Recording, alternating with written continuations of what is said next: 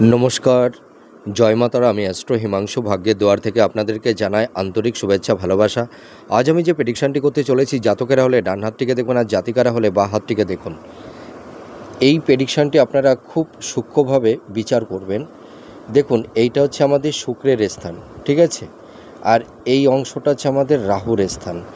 তা এই যে শুক্র আর এই যে রাহু আর এই মিডিলের অংশটাকে মঙ্গল, ঠিক আছে? এটা হচ্ছে নিচস্থ মঙ্গলের ক্ষেত্র। তা আপনারা লক্ষ্য করবেন, এই মঙ্গল আর এই শুক্রের মানে মাঝ বরাবর যদি এই ধরনের কোনো আড়ি রেখা, আর রেখা, সেটি এইভাবেও যেতে পারে, আবার এইভাবেও আসতে পারে, ঠিক আছে? কি বললাম? এইভাবেও যেতে পারে আর এইভাবেও আসতে পারে। দেখবেন এই রেখাটি হাতের এই আয়ু রেখার সঙ্গে যুক্ত হয়ে যাবে।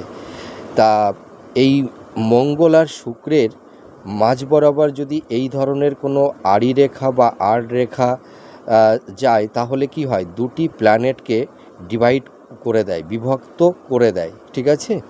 তা এই ধরনের রেখা যদি কোনো জাতক জাতিকাদের হাতে থাকে, তাহলে তাদের জীবনটা ভীষণ সংঘর্ষময় হয়ে ওঠে। এদের বিভিন্ন ঘাত প্রতিঘাত, বাধা বিপত্তি, লাইফে বিভিন্ন রকমের ঝুট ঝামেলা, হ্যাঁ, সেটি যে কোনো ঝুট ঝামেলা হতে পারে। আইনি কোনো ঝুট ঝামেলা হতে পারে, পারিবারিক সাংসারিক জীবনে কোনো ঝুট ঝামেলা হতে পারে, ঠিক আছে? কর্ম প্রফেশনের ক্ষেত্রে ঝুট ঝামেলা হতে পারে।